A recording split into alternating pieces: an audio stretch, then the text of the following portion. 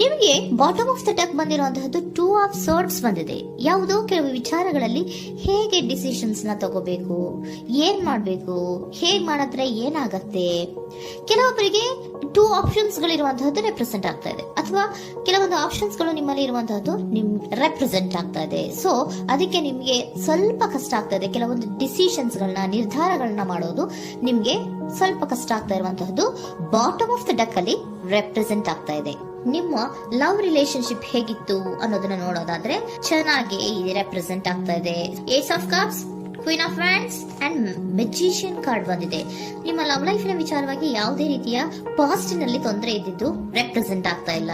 ನೀವು ತುಂಬಾ ಚೆನ್ನಾಗಿದೆ, ಒಂದು ಕ್ಯೂರಿಯಾಸಿಟಿ ಇತ್ತು, ಬಹಳಷ್ಟು ತುಂಬಾನೇ ನೀವು ಲವ್ ಲೈಫಿನ ವಿಚಾರದಲ್ಲಿ ಬಂದಾಗ ನೀವು ನಿಮ್ಮ ಲವ್ ಲೈಫಿನಲ್ಲಿ ತುಂಬಾನೇ ಮಾತಾಡಿದ್ದೀರಾ. ನೀವಿಬ್ರು ತುಂಬಾ ಟಾಕ್ಟಿವ್ ಆಗಿ ಇಬ್ರು ಕೂಡ ತುಂಬಾ ಚೆನ್ನಾಗಿ ಮಾತಾಡಿದ್ದೀರಾ. ಅಟ್ ಪ್ರೆಸೆಂಟಿನಲ್ಲೂ ಕೂಡ ನಿಮ್ಮ ಲವ್ ಲೈಫಿನ ವಿಚಾರದಲ್ಲಿ ಯಾವುದೇ ರೀತಿಯ ತೊಂದರೆಗಳು ಕೂಡ ಇಲ್ಲೇನು ರೆಪ್ರೆಸೆಂಟ್ ಆಗ್ತಾ ಇಲ್ಲ. The empress card, the emperor and page of swords ಬಂದಿದೆ. ನಿಮ್ಮ ಲವ್ ಲೈಫಿನ ವಿಚಾರದಲ್ಲಿ ಒಂದು ರಾಜ ರಾಣಿ ತರ ರೆಪ್ರೆಸೆಂಟ್ ಆಗ್ತಾ ಇದೆ.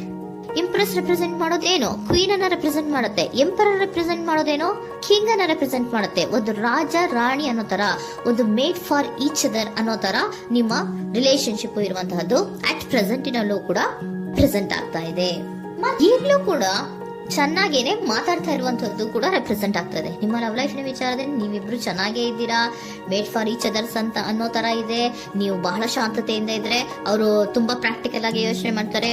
ನೀವು ಒಂದಕ್ಕೊಬ್ರಿಗೂ ಹೊಂದಾಣಿಕೆ ಅನ್ನೋದು ತುಂಬಾ ಚೆನ್ನಾಗಿದೆ, ಯಾವುದೇ ರೀತಿ ತೊಂದರೆ ಇಲ್ಲ. ಈಗಲೂ ಕೂಡ ನೀವು ಆವಾಗ್ಲೂ ಹಿಂದೆನೂ ಮಾತಾಡ್ತಾ ಇದ್ರಿ, ಈಗಲೂ ಕ್ಯೂರಿಯಾಸಿಟಿಯಿಂದ, ಬಹಳ ಇಂಥ್ಯೂಸಿಯಾಸಮ್ ಇಂದ ಈಗಲೂ ಕೂಡ ನೀವು ಚೆನ್ನಾಗೇನೆ ಮಾತಾಡ್ತಾ ಇರುವಂತಹದ್ದು ರೆಪ್ರೆಸೆಂಟ್ ಆಗ್ತಾ ಇದೆ. ಯಾವುದೇ ರೀತಿಯ ತೊಂದರೆಗಳಿಲ್ಲ. ಸೂಪರ್. ಇಮಿಡಿಯೇಟ್ ಫ್ಯೂಚರ್ ಏನ್ ರೆಪ್ರೆಸೆಂಟ್ ಆಗ್ತಾ ಇದೆ? Immediate future the hierophant card, 9 of wands and star card represent ಆಗ್ತಾ ಇದೆ. ಕೆಲವೊಬ್ರು ಲವ್ ರಿಲೇಶನ್ಶಿಪ್ ಅಲ್ಲಿ ಇರುವಂತಹ ಕೆಲವೊಬ್ರು ಮಾತ್ರ ಇಮಿಡಿಯೇಟ್ ಫ್ಯೂಚರ್ ನಲ್ಲಿ ಕೆಲವೊಬ್ರು ಮದುವೆಗಳಾಗುವಂತಹ ಸಾಧ್ಯತೆಗಳು ರೆಪ್ರೆಸೆಂಟ್ ಆಗ್ತಾ ಇದೆ. ಒಂದು ಸೀರಿಯಸ್ ಕಮಿಟ್ಮೆಂಟ್ ಇರುವಂತಹದ್ದು, ಬರೀ ಪ್ರೀತಿ ಮಾಡುವಂತಹದ್ದಲ್ಲ, ಒಂದು ಸೀರಿಯಸ್ ಕಮಿಟ್ಮೆಂಟ್ ಅಲ್ಲೂ ಕೂಡ ಇರುವಂತಹದ್ದು ನಿಮ್ಮ ಲವ್ ಲೈಫಿನಲ್ಲಿ ರೆಪ್ರೆಸೆಂಟ್ ಆಗ್ತಾ ಇದೆ. ಮತ್ತೆ 9 ಆಫ್ ವ್ಯಾಂಡ್ಸ್ ಏನಪ್ಪಾ ಅಂದ್ರೆ, ನೀವು ಇಷ್ಟು ದಿನದಿಂದ ಮಾಡ್ಕೊಂಡು ಪ್ರೀತಿಸ್ಕೊಂಡು ಬಂದಿದ್ವಿ, ಇಬ್ರಿಗೂ ಅಡ್ಜಸ್ಟ್ಮೆಂಟ್ ಇದೆ, ಇಬ್ರಿಗೂ ಹೊಂದಾಣಿಕೆ ಇದೆ, ಏನಾಗುತ್ತಪ್ಪ ಅಂತ ಸ್ವಲ್ಪ ನೀವು ಯೋಚನೆಯನ್ನ ಮಾಡ್ತಾ ಇದ್ದೀರಾ ಈ ಲಾಸ್ಟ್ ಮೂಮೆಂಟ್ ಅಲ್ಲಿ. ಬಟ್ ಯೋಚನೆಯನ್ನ ಮಾಡುವಂತ ಅವಶ್ಯಕತೆ ಇಲ್ಲ.